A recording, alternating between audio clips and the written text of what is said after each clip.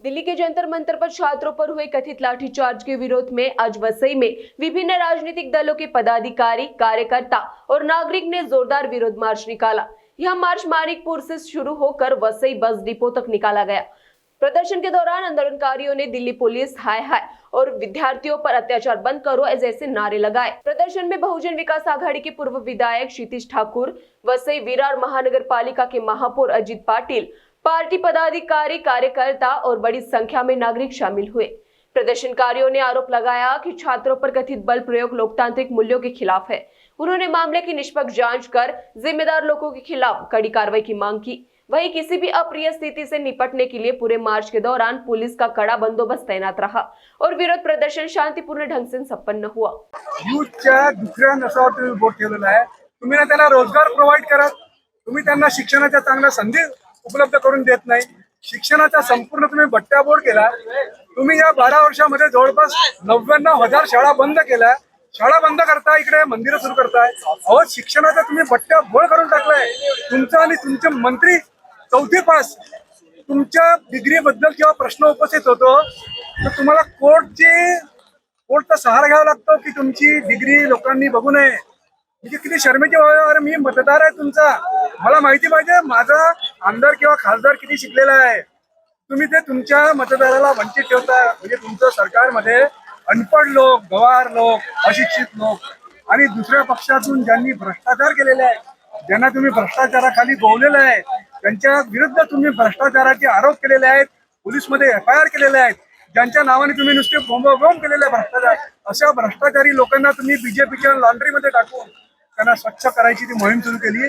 बरं, मी नाही म्हणत, हे एक हायकोर्टातला वकील सांगतोय, मुंबई हायकोर्टातले वकील, की तुला तुझ्यावरती FIR जर काढून घ्यायचे असतील तर तू त्या बीजेपीची एक लॉन्ड्री आहे असं म्हणतात, त्या लॉन्ड्रीमध्ये स्वतःला धुवून घे, तुझे सगळे FIR शुद्ध होऊन जातील।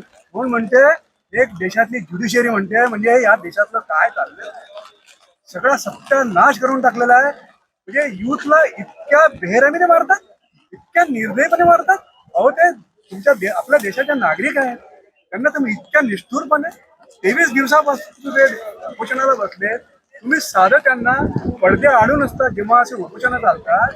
सरकारचं काम असतं की एक दुसरी मशिनरी कामात असते, ती बॅकडोरनी विद्यार्थ्यांच्या नेत्यासोबत संबंध साधते, आंदोलन सुरू राहतं आणि त्या आंदोलनामध्ये तोडगा कसा काढता येईल याच्यावरती विचार तुम्ही तर साधं त्यांच्याशी संवाद पण साधला नाही।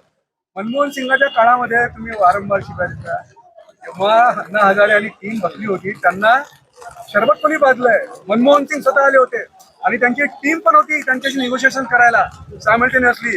आणि बरं, ज्यासाठी ते बसले होते त्यांचा एक तरी आरोप सिद्ध झाला काय? तुमच्या 12 वर्षा काळामध्ये ते सगळे 3चे 3 आरोप आहेत ते सुप्रीम कोर्टने खारिज करून टाकले। तुम्ही त्या फक्त आरोपाच्या कथावर बसलात आणि ज्या सत्तेवर आलात, काँग्रेस किती वेळ तुम्ही काँग्रेसच्या नावाने शिवाय देणार? अहो, काँग्रेस वाईट होती तर ते सांगून तुम्ही सत्तेवर आलात। तुम्ही 12 वर्षामध्ये काय काम केलं? एक काम सांगा तुम्ही। तुम्ही सगळं काँग्रेसने जे केलं, नेहरूंनी जे केलं, तुम्ही सगळं तुम्ही विकून टाकलेलं आहे। एअरपोर्ट्स विकले, पोर्ट्स विकले, शाळा विकले, विद्यापीठं विकतायत, रस्ते विकतायत, रस्त्याला खड्डे पडतायत। काय तुम्ही शिल्लक ठेवलेलं आहे? एक तरी तुम्ही सांगा की मोदी सरकारच्या काळामध्ये एक चांगली इन्स्टिट्यूशन्स काढलेली आहे। देशावरचं कर्ज किती? अहो, देशाचा रुपया 96 पर्यंत गेला।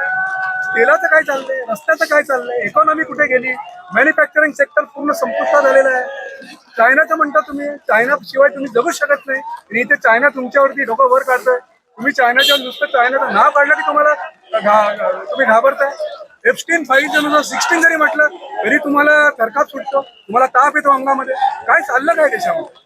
तुम्ही करा ना, पार्लमेंटमध्ये तुम्ही घ्या, लोकांना सांगा। महान्यूज 7 के लिए वसई से गोवर्धन बिहाड़ी की रिपोर्ट।